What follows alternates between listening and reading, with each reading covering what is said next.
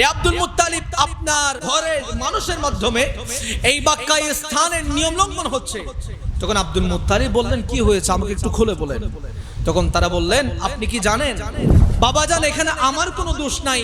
আমার গর্ভের মধ্যে আমার আল্লাহ যে নূরানি সন্তান দান করেছেন, এই নূরানি সন্তানের মুজিজা হচ্ছে আমার আপাদে মস্তক খুশবু হয়ে গিয়েছে। সুবহানাল্লাহ।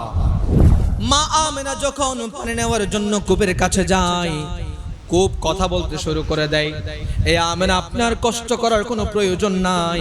ইয়া রাসূলুল্লাহ, আপনি বলছেন মেরাজের কথা, আমার কোনো দলিলের প্রয়োজন নাই, কোনো প্রমাণের প্রয়োজন নাই। ওয়াল্লাহি, আল্লাহর শপথ করে বলছি, যিনি আমাকে সৃষ্টি করেছেন, আমার জান যার হাতে, যার কুদরতি হাতে, তার শপথ করে বলছি, আপনি যা বলেছেন তাই আমি বিশ্বাস করেছি, এতে কোনো সন্দেহ নাই। আমার রাসূল পাক সাল্লাল্লাহু তাআলা আলাইহি ওয়াসাল্লামের জন্মের আগে, অর্থাৎ বাবা আব্দুল্লাহ এবং মা আমেনার বিবাহের প্রায় 2 মাসের মধ্যে আমার বাবা আব্দুল্লাহ দুনিয়া থেকে পর্দা করলেন, ইন্তেকাল করলেন। মা আমেনা রাদিয়াল্লাহু তাআলা আনহা অত্যন্ত হৃদয় বিদারক ঘটনা, কষ্টের মাধ্যমে দিন পার করছেন, বিছানা থেকে ওঠে না, চোখের পানি দিয়ে দিন যায়। হায় হায় আল্লাহ, আপনি আমাকে বিধবা করে দিলেন। তখন আমার মা আমেনা জানেন তিনি গর্ভবতী হবেন। আমার রাসূলুল্লাহ সাল্লাল্লাহু তাআলা আলাইহি ওয়াসাল্লাম গর্ভের মধ্যে আছেন। মা আমেনা রাদিয়াল্লাহু তাআলা আনহা তিনি কষ্টে দিন পার করছেন, এবং বাবা আব্দুল্লাহ রাদিয়াল্লাহু তাআলা আনহু তিনি মা আমেনার সাথে বিবাহের পরে একখানা গোলামি অর্থাৎ বাদিনী, ঘরে কাজ করার জন্য একজন বাদিনী নিয়ে এসেছিলেন, যার নাম ছিল উম্মে আইমান বারাকা রাদিয়াল্লাহু তাআলা আনহা। উম্মে আইমান বারাকা রাদিয়াল্লাহু তাআলা আনহাকে মা আমেনার কাছে দিলেন বাবা আব্দুল্লাহ, বললেন, এ আমার স্ত্রী, আমার প্রাণের স্ত্রী, আমি ঘর থেকে বের হচ্ছি, এই উম্মে আইমান বারাকাকে আমি বাজার থেকে নিয়ে এসেছি শুধুমাত্র তোমাকে সাহায্য করার জন্য। সুবহানাল্লাহ। উম্মে আইমান বারাকা মা আমেনার সাথে আছেন। বাবা আব্দুল্লাহ যেহেতু ইন্তেকাল হয়েছে, মা আমেনাকে বিভিন্নভাবে উম্মে আইমান বারাকা বিভিন্নভাবে পরামর্শ দিচ্ছেন, বিভিন্নভাবে সান্ত্বনা দিচ্ছেন। আমেনা, আপনি কান্না করবেন না, আপনি কান্না করবেন না মা, আপনি কান্না করে, এইভাবে করে করে সান্ত্বনা দিচ্ছিলেন। একদা আমার মা আমেনা রাদিয়াল্লাহু তাআলা আনহা ঘুমালেন। মা আমেনা রাদিয়াল্লাহু তাআলা আনহা ঘুমালেন। ঘুমের মধ্যে স্বপ্নে দেখলেন মা আমেনা আকাশের মধ্যে একখানা উজ্জ্বল তারকা, আকাশের একখানা উজ্জ্বল তারকা মা আমেনার কোলের মধ্যে এসে পড়লেন। মা আমেনা স্বপ্ন থেকে জাগ্রত হয়ে গেলেন। উম্মে আইমান বারাকাকে ডাক দিয়ে বলে, এ আমার বারাকা, এদিকে আসো, আমি আজকে একখানা আশ্চর্যজনক একখানা স্বপ্ন দেখলাম, অবাক কাণ্ড হওয়া একখানা স্বপ্ন দেখলাম। উম্মে আইমান বারাকা জিজ্ঞেস করলেন, আমেনা, আপনি কেমন স্বপ্ন দেখলেন, আমাকে একটু বিশ্লেষণ করুন। মা আমেনা রাদিয়াল্লাহু তাআলা আনহা বলেন, আমি এমন স্বপ্ন দেখলাম, আকাশের মধ্যে একখানা উজ্জ্বল তারকা আমি দেখলাম, এই উজ্জ্বল তারকা দেখতেছি আমি আমেনার কোলের মধ্যে এসে পড়লো। উম্মে আইমান বারাকা, এটা হাকিকত কি হতে পারে? উম্মে আইমান বারাকা সাথে সাথে ডাক দিয়ে বলে, রে আমেনা, আপনার চিন্তার কোনো কারণ নাই, আপনার ভয়ের কোনো কারণ নাই। আপনার ঘরের মধ্যে একখানা নূরানি টুকরা, আপনার কোলের মধ্যে একখানা নূরের টুকরা আল্লাহ পাক রব্বুল আলামিন দান করবেন। সুবহানাল্লাহ। মা আমেনা দেখলেন একখানা উজ্জ্বল তারকা আকাশের, এই তারকাটা এসে মা আমেনার কুল মুবারকের মধ্যে পড়লেন।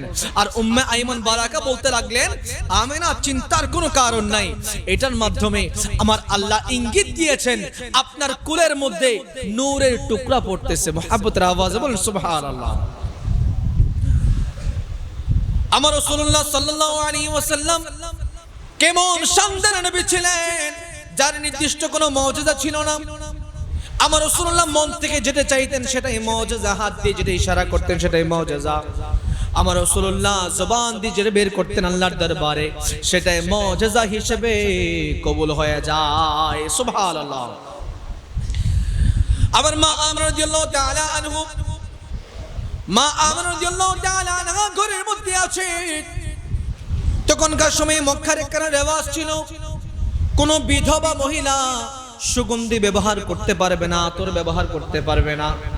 তখনকার একটা রেওয়াজ ছিল, আমাদের বিভিন্ন রেওয়াজ আছে না, কুসংস্কার আছে না, তো কোন বিধবা মহিলা সুগন্ধি ব্যবহার করতে পারবে না, কোন খুশবু জাতীয় কিছুই ব্যবহার করতে পারবে বিধবা মহিলারা। এদিকে মা আমেনা যেদিকে যাই খুশবে পাগল পারা হয়ে যায়। পুরা মক্কা নগরীর আশেপাশে চারিদিকে খুশবে পাগল পারা হয়ে গিয়েছে, চারিদিকে খুশবু বু বু করছে। তখনকার সময়ে খানায়ে কাবার দায়িত্বে ছিলেন আমার রাসূলুল্লাহর দাদা আব্দুল মুত্তালিব রাদিয়াল্লাহু তাআলা আনহু। তিনি সমাজের সরদারও ছিলেন, বিচার আচার করতেন। দাদা আব্দুল মুত্তালিবের কাছে সবাই বিচার নিয়ে আসলেন মক্কার মানুষেরা। এ আব্দুল মুত্তালিব এদিকে আসেন, আপনি মক্কার মানুষদের আপনি বিচার করছেন, আপনি মক্কার মানুষদের আপনি বিচারে কাজ করে দাঁড় করান। এদিকে আপনার ঘর থেকে মক্কার এই স্থানের, তখনকার মক্কার নাম ছিল বাক্কা। তখন সবাই বললেন, এ আব্দুল মুত্তালিব, আপনার ঘরের মানুষের মাধ্যমে এই বাক্কা এই স্থানের নিয়ম লঙ্ঘন হচ্ছে। তখন আব্দুল মুত্তালিব বললেন, কি হয়েছে আমাকে একটু খুলে বলেন। তখন তারা বললেন, আপনি কি জানেন এই বাক্কার মধ্যে, এই স্থানের মধ্যে কোনো বিধবা মহিলা সুগন্ধি ব্যবহার করতে পারবেন? আব্দুল মুত্তালিব বললেন, হ্যাঁ জানি, আমি জানি। বলে, তাহলে আপনার পুত্রবধূ সুগন্ধি ব্যবহার করে মক্কার অলিগলিতে যায়, ঘর থেকে বের হয় সুগন্ধি ব্যবহার করে, এটার মাধ্যমে আমাদের স্থানের নিয়মগুলো লঙ্ঘন হচ্ছে। আপনি একটু আপনার পুত্রবধূ থেকে জিজ্ঞেস করুন। দাদা আব্দুল মুত্তালিব তাদেরকে পাঠাই দিলেন, বললেন, ঠিক আছে, আমি আমার পুত্রবধূর বিচার করব, তোমরা চলে যাও। তাদেরকে পাঠাই দিলেন। দাদা আব্দুল মুত্তালিব আমেনাকে ডাকলেন, আমেনা দিকে আসো, আমি শুনলাম আমার কাছে বিচার এসেছে, তুমি নাকি সুগন্ধি ব্যবহার করে মক্কার চারিদিকে যাও, ঘর থেকে বের হও, তুমি নাকি সুগন্ধি ব্যবহার করে। মা আমেনা রাদিয়াল্লাহু তাআলা আনহা একটা কথাও বলেন নাই, জবান থেকে থুতু মুবারক জমিনের মধ্যে ফেললেন। আমার দাদা আব্দুল মুত্তালিব রাদিয়াল্লাহু তাআলা আনহু অবাক হয়ে গেলেন, কি এমন সুগন্ধি কোত্থেকে আসলো, এমন সুগন্ধি কোত্থেকে আসলো? আমি আব্দুল মুত্তালিব খানায়ে কাবার রক্ষণাবেক্ষণের দায়িত্বে আছি, বিভিন্ন জায়গা থেকে আমার জন্য মানুষ আতর গোলাপ নিয়ে আসে। খোদা কি কসম, ওয়াল্লাহি আল্লাহর শপথ করে বলছি, আমিনার শরীর থেকে যে খুশবু বের হচ্ছে, সেই খুশবু আমি আব্দুল মুত্তালিব দুনিয়ার কোনো খুশবের সাথে মিলাইতে পারছি না। সুবহানাল্লাহ। আব্দুল মুত্তালিব বললেন, এই খুশবু দুনিয়ার কোনো খুশবুর সাথে মিল নাই, এটা আল্লাহর পক্ষ থেকে জান্নাতি মাশকাম্বরের খুশবু ছাড়া অন্য কিছু নয়। মুহাব্বতের আওয়াজে বলেন সুবহানাল্লাহ। আব্দুল মুত্তালিব রাদিয়াল্লাহু তাআলা আনহু আমেনাকে জিজ্ঞেস করলেন, আমেনা, তোমাকে আর কিছু বলতে হবে না, আমি উত্তর পেয়ে গিয়েছি। আমেনা বললেন, যখন থেকে আমি বুঝতে পেরেছি আমার গর্ভের মধ্যে আমার সন্তান এসেছে, তখন থেকে আমার আপাদে মস্তক মেশকাম্বরের চেয়েও বেশি খুশবু হয়ে গিয়েছে। আমার জবান থেকে যখন আমি থুতু নিক্ষেপ করি, সেই থুতুও মেশকাম্বরের চেয়ে খুশবু হয়ে যায়। আমি যখন কথা বলি, মুখ থেকে অনবরত সুগন্ধি বের হয়। বাবাজান, এখানে আমার কোনো দোষ নাই। আমার গর্ভের মধ্যে আমার আল্লাহ যে নূরানি সন্তান দান করেছেন, এই নূরানি সন্তানের মুজিজা হচ্ছে আমার আপাদে মস্তক খুশবু হয়ে গিয়েছে। সুবহানাল্লাহ।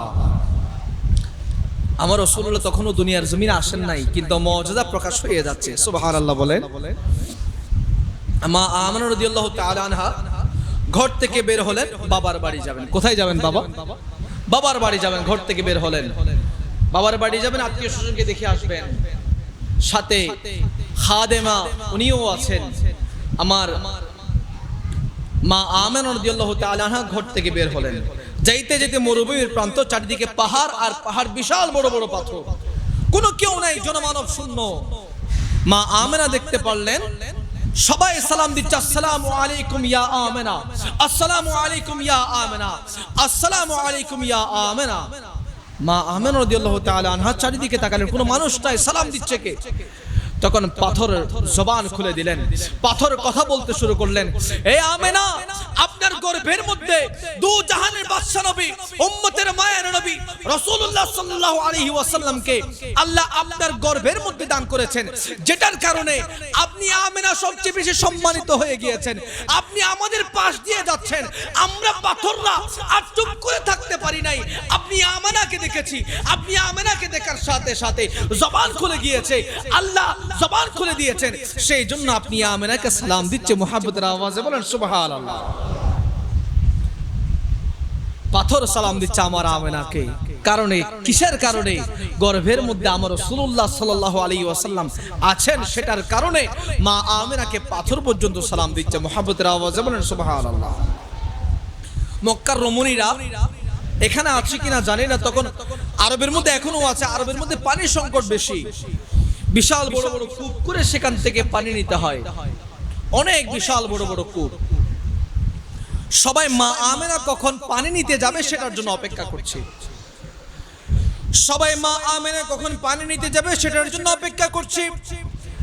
মা আমেনা যখন পানি নিতে যায়, মা আমেনা যখন পানি নেওয়ার জন্য কূপের কাছে যায়, কূপ কথা বলতে শুরু করে দেয়, এই আমেনা আপনার কষ্ট করার কোনো প্রয়োজন নাই, আপনার কষ্ট করার কোনো প্রয়োজন নাই, আপনি কষ্ট করে নিচ থেকে পানি উঠাতে হবে না, আমরা পানি, এই পানি আমি সবার উপরে উঠে গেলাম, কূপের মধ্যে উঠে গেলাম, আপনি আমেনার কোনো কষ্ট করতে হবে না।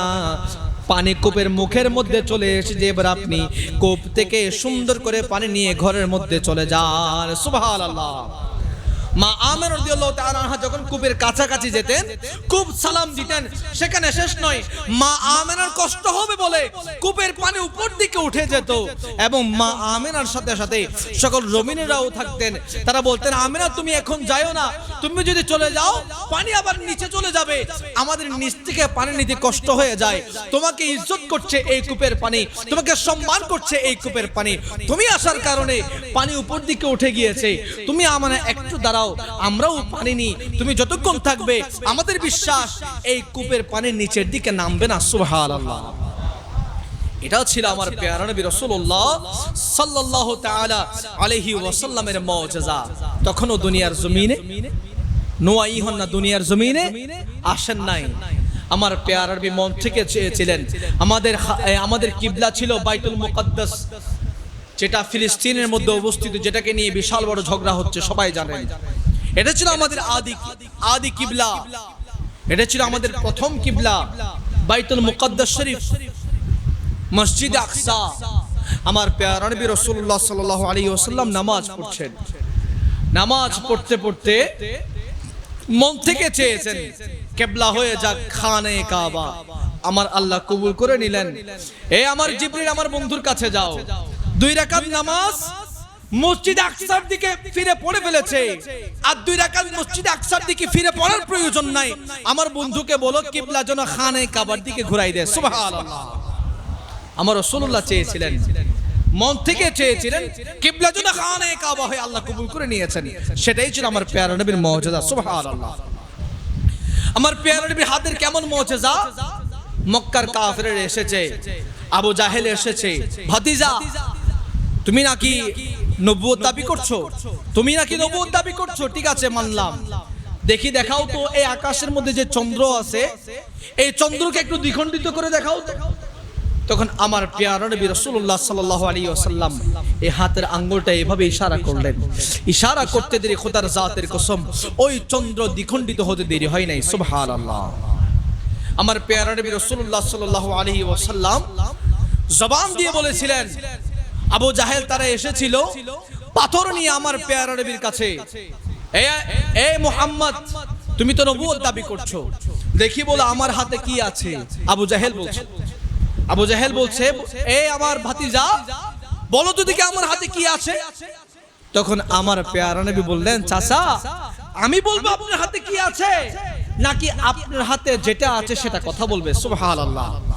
সাথে সাথে আমার প্যারা নবী এই ইশারার মাধ্যমে ওই আবু জাহেলের হাতের মধ্যে যে পাথর ছিল, এই পাথর কলমা পড়তে শুরু করলেন, লা ইলাহা ইল্লাল্লাহু মুহাম্মাদুর রাসূলুল্লাহ সাল্লাল্লাহু আলাইহি ওয়াসাল্লাম। আবু জাহেল অবাক হয়ে গেলেন, তারপরেও ঈমান আনেন নাই, আবার প্রশ্ন করেছেন, সর্বোপরি বললেন আমার ভাতিজা হচ্ছে সবচেয়ে বড় বেশি জাদুকর। নাউজুবিল্লাহ বলেন।